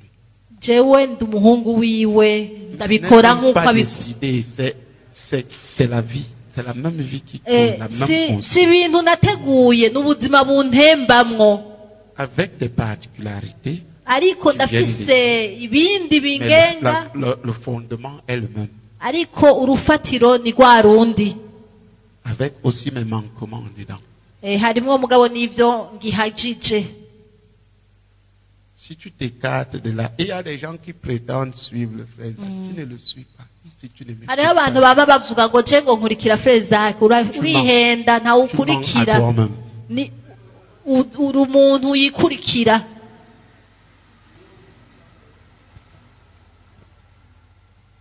Tu peux lire ces livres, Urashobora gusoma ibitabo vya mais tu Frère seras Isaac, incapable de les vivre. bigabo bikakugora kubibamwo Sans suivre quelqu'un qui les vit. kubera udafise umuntu uri kurakurikira abibayemwo. Qui saisit ce que je suis en Ninde ariko train de dire? aratahura ico ndiko ndavuga? Certains d'entre vous prennent déjà les 40 jours de jeûne. Où ont-ils appris ça? Abenshi muri mwebwe barasigaye bagira iminsi 40. None byagenze gute ngo babishobore kugira 40? C'est qu'ils l'ont lu. Nuko Mais ils l'ont vu. babisomye hama baranabibona uwundi abigira Nous babibonesha avons un livre amaso. sur le jeûne là-dessus. Twarabikoze Mais tu ne peux pas vivre ce message sans plonger dans l'onction commune. Ntushobora kubibamwo utadwibitse mu mavuta dusangiye twese. Tu dois avoir devant toi quelqu'un qui Bisaba représente ko ce que tu veux être dans un domaine au moins. uteza kuba ufise umuntu imbere yawe aserukira engagé à apprendre umuhamagaro de lui comme un wawe enfant. n'icyo ushaka kuba kugira ushobore kubibamwo Apprendre de son père. kandi ukaca umwigirako. Si tu entres dans ma chambre, Niwinjira hariya ndyama, les photos, je ne les aime pas beaucoup. nje sinkunda amafoto. C'est ma femme qui les collecte. Umukenyezi wanje arayabika Tu akayegeranya. verras une seule photo Uzosanga ifoto imwe gusa, avec le frère Isaac. ifoto ndi kumwe na mwene data Zaki. Et tu verras où j'ai écrit là-dessus. Comme sortant de la bouche du frère Isaac, il a prêché l'évangile avec moi, comme un enfant avec son père. Hariho urwandiko ruvuga C'est ça, suivre, ngo c'est ça, navuganye imiter quelqu'un. ubutumwa, navuze ubutumwa nk'umwana na se. Twavuganye ubutumwa nk'umwana na se. Je m'efforce Nama ndiko ndihata et je me suis efforcé kandi namye nihata à présenter son message. kugira ngo nshobore gutanga ubutumwa bwiwe En parole, oui, mais pas seulement en parole. mu majambo, ariko atari mu majambo gusa, En acte. no mu bikorwa.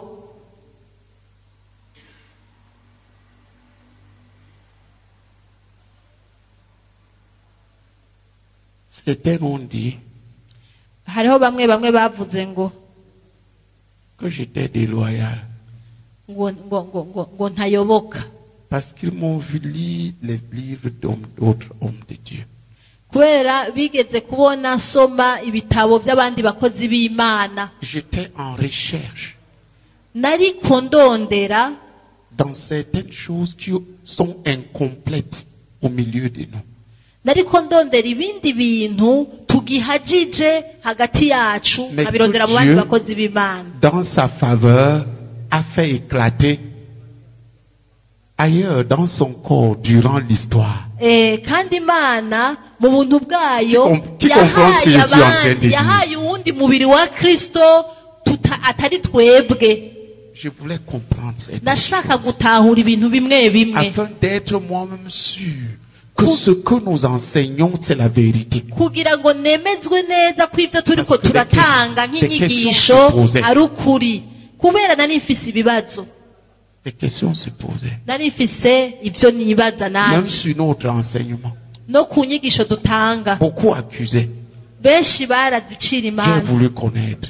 nkaca nshaka kumenya igituma fait des bazicira recherches. imanza, Dans la Bible nkabirondera muri Bibiliya et dans plusieurs livres des serviteurs, no mu bitabo byinshi by'abakozi b'Imana. je n'ai pas eu tort. Nturi Aujourd'hui, mes recherches sont bénéfiques pour toute la CMCI. ivyo bintu narondeye sinihenze, ivyo narondeye bifitiye akamaro kanini semseyi Il y yose. avait un manque que je Hariho igihaze kandi ico gihaze narakibona, parce que l'appel du frère était de poser les fondements. kubera umuhamagaro wa La mwene vie qui data devait soutenir l'œuvre. kwari ugushinga urufatiro n'ubuzima bwategerezwa Et gusegura de igikorwa fixer la vision. no gushiraho iyerekwa, intumbero. Donc son appel n'était pas à entrer dans les détails. Umuhamagaro wiwe ntikwari kwinjira muri vyose, gukora kuri vyose, oya, kwari ugushinga urufatiro Amen. no gushiraho intumbero.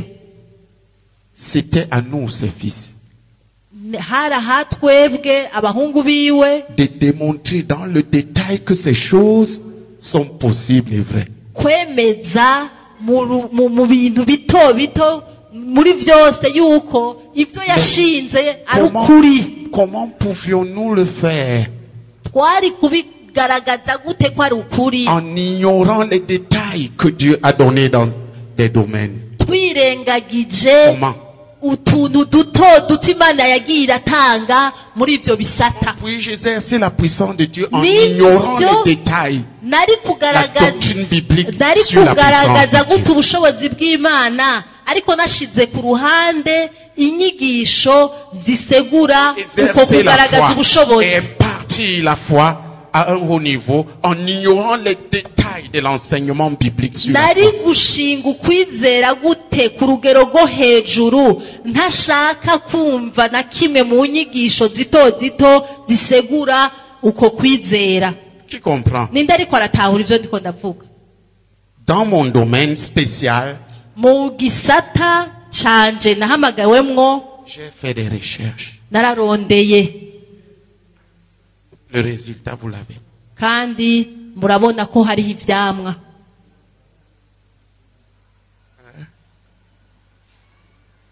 Oui. Le résultat est là. C'est visible. Inyishu muri ngaha ziragaragara. Inyishu ni mwebwe. Nous expliquons ce que le frère Zach a dit en gros. Turiko turadondora, turiko turatanga ibyo yavuze muri rusangi, turiko turagaragaza ko ari ukuri. Enseigné ici avec la vraie repentance, c'était le chemin de la puissance spirituelle. Nari kwigisha gute Qui était là au départ devait le savoir. C'était un signe. C'est que l'œuvre devait fonctionner sous la puissance de Dieu. byari bigaragara Dans la pureté et la puissance de Dieu. igikorwa cacu gishingiye mu kwezwa no mu bushobozi bw'Imana. Qu'est-ce que tu fais là? Laisse votre... haguruka utembere. Vous restez debout. Mba muratembera ngaha.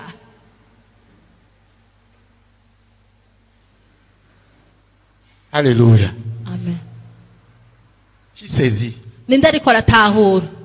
Je dis ça parce que plusieurs d'entre vous traitent la connaissance comme quelque chose de secondaire. C'est la ndiko chose primaire. ndabivuga nshimangira kubera benshi bafata ukumenya nk'aho ari ikintu gito. Plusieurs d'entre vous ne connaissent rien de l'esprit de Jésus. Abantu benshi muri mwebwe ntibazi icyo ari cyo impwemu ya Yesu. Mais ils font tomber le feu sur les gens. Ariko bashaka guha umucanwa abantu. Dieu met son feu parce qu'ils ont une foi infantile. Imana ikaciza igacanira abantu kubera bafise ukwizera kw'abana, ariko uko kwizera kurashobora kubica Ils ne comprennent pas pourquoi, ils ne savent même kubera pas nta ce que c'est ce feu. bumenyi mubifisemwo. Uyo muriro nukuvuga iki? Uyo muriro nuwo gukora iki? Ils savent au nom de Jésus, Dieu, le feu. Barazi ikintu kimwe ngo mu izina rya Yesu Mana umucanwa, Parce qu'ils ont vu, le feu vient. kubera barabonye ko umuntu avuze gutyo umuriro uza. Applaudissons pour Jésus qui honore l'onction qu'il a mise sur Dukomere amashi Yesu kuko arashigikira amavuta yamaze gutanga. nous. Mais où est la connaissance? Naho utoba ufise ubumenyi, La connaissance est ce qui entretient le feu. iyo hariho ubumenyi nibwo bugumya umucanwa. La foi peut Ubumenyi faire butuma descendre le feu, umucanwa mais la ugumaho. foi ne garde pas le feu. Ukwizera kuzana umuriro, ariko ukwizera Je ni vous kugumya explique les umuriro. choses. Ndiko ndababwira. Regarde, Raba, si tu prends l'essence, nk'akarorero ufashe nka essence tu verses, ugasuka, tu peux allumer l'incendie. urashobora gucana umucanwa, Mais c'est un feu précaire. ariko aba ari umucanwa w'akanya gato. C'est comme ça que le réveil pentecôtiste a été éteint. Niko umuvyuro w'ivyitira vya mpwemu yera waciye uzima, Du bois. wabuzemwo inkwi. Il venait de Dieu. Wari umuvyuro Mais uva il ku a Mana, péri dans le manque de connaissance. hamuca et le ugenda péché. urazima uzimishwa no kutamenya.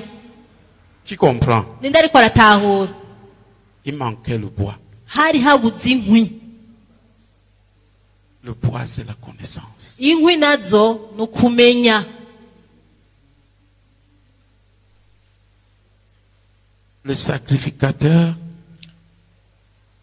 Le souverain sacrificateur. umuhereji mukuru.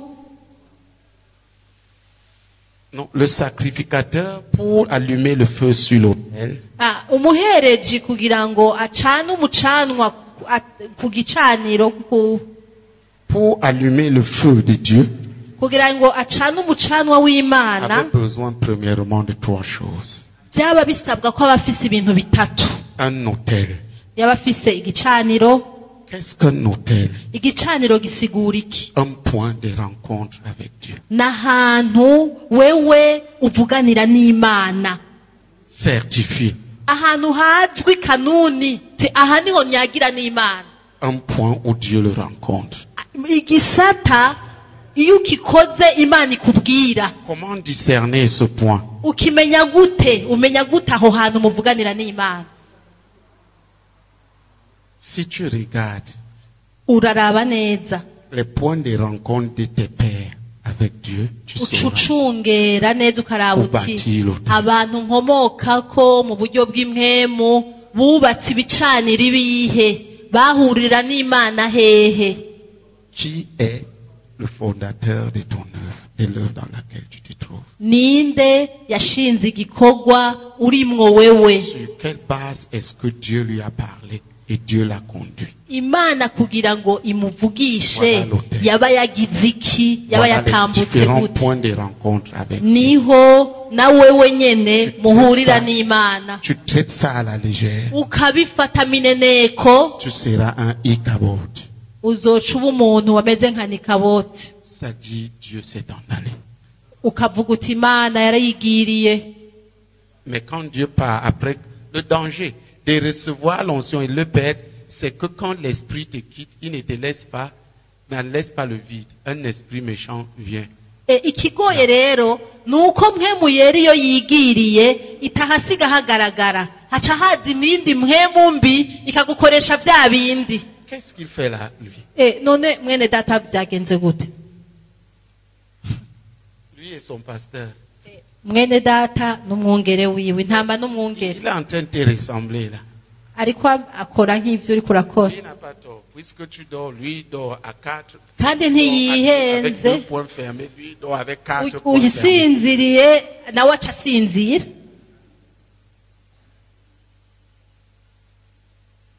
Debout. Haguruka utembere.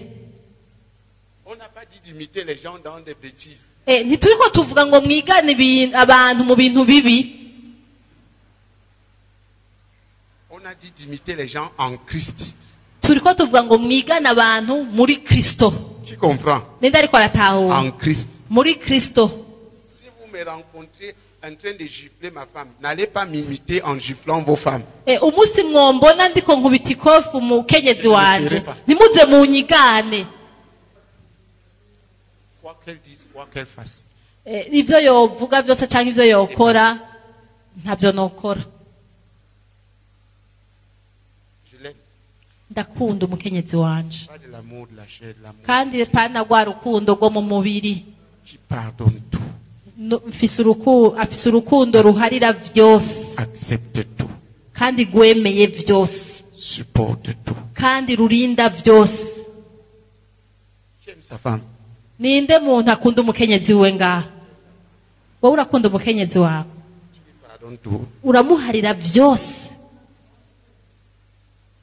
Si elle te gifle maintenant, Nk'umunsi umwe yoza akaguha ikofi mu maso, woca umugira gute? Je ne sais pas bien ce que je fais. Ngo ntavyo menya neza Je ngo ne sais ivyo pas noca bien ce nkora. que je fais. Je ne sais pas bien ce que je fais. détermine pas que tu vas les... Nutabitegekanya imbere yuko abikora uzoca ukora nabi. Et les femmes sont capables de choses terribles. Kandi abakenyezi barashoboye ibintu biteye ubwoba. Tu peux voir une petite femme comme ça Urashobora kubona agakenyezi gatoyi kangana uku devant un monsieur baraqué kagaye imbere y'urugabo rukomeye cyane rurerure, qui lui met une gifle ici. kagasimba kakamukubita ikofi.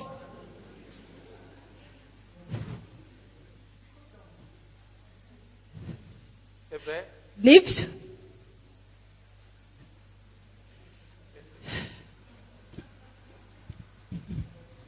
Quand je parle, qu'est-ce que tu vois? aha ndiko ndabivuga wibutse iki uciye wibuka iki Une petite femme comme ça. agakenyezi kangana gutya Bam! akaza Très rapidement. kandi mu buryo bunyaruka Il chiffre un lion. akaba ariko akubita Pour le intambwe mettre en pièces. intambwe ishobora kumucamo ibice byinshi Ils sont très capables, frère. abadamu barashoboye ibintu byinshi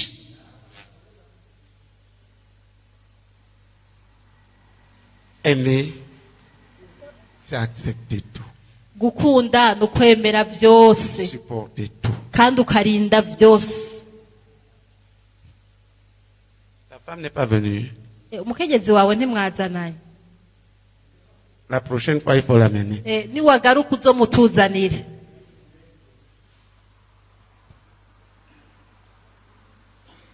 Qui comprend? ninde ariko aratahura C'était dans le bouche pour les louches. Elle ne se soumet pas à moi. Elle ne se soumet pas à moi. Elle ne se soumet pas à moi. iminsi yose mwese benshi muri mwebwe ngo ntacira bugufi ntacira bugufi ntacira bugufi Dieu n'a pas dit, va dire à ta femme, soumets-toi à moi. imana nta na hamwe yavuze ngo ugende ubwire umugore wawe Dieu ngo t'a dit, ncira en bugufi tant que mari, aime ta femme. imana ibyo nta na kimwe ntabyo yigeze ivuga yakutegetse gusa ngo genda umukunde nk'uko kristo yakunze Cet ishengero amour-là veut dire, si elle te perce un œil avec l'œil qui te reste, tu la contemples et tu l'admires. urwo rukundo ruvuga ngo niyagutobora ijisho n'iryo risigaye urirabisha urukundo umurabe C'est ça que ça veut dire. nico bisigura Qui comprend ce que je suis en train de dire? ninde ariko aratahura ibyo ndiko ndavuga Sinon, tu n'aimes pas. atari uko nturatangura kumukunda On appelle un amour charnel, un amour possessif, un amour qui peut hariho exploiter l'autre. urukundo rw'umubiri urukundo rushaka kwikwegerako urukundo rushaka gusa ibyo rwironkera kuri uyo mukenyezi Si elle est en train de devenir comme une vache, nka hamwe yotangura kuvyibuha akamera nk'inka en sorte que tu ne reconnais même plus la personne que tu as épousée. ku buryo umuravye wibaza uti uyu ni wa mukenyezi nazana cane C'est ta vache. umenye ko ari inka yawe Aime-la. uze uyikunde Qui comprend ce que je suis en train de ninde dire? ariko aratahura ico nshaka kuvuga C'est comme ça. nuko bimeze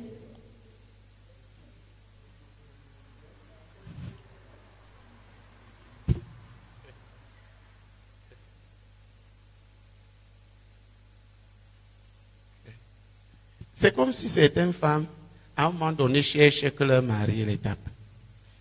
hariho igihe runaka kigera Certaines mu femmes, rugo instinctivement, recherchent ça. abakenyezi bakaguma bashaka gusotora ngo abagabo babo bakubite Tu prends un monsieur baraqué comme un boxeur.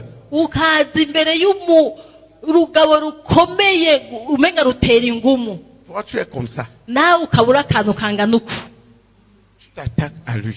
ugatangura kumusotora Tu le gifles. ugamukubita ikofi Est-ce que tu es sage? wowe uri umuntu afise ubwenge bukwiye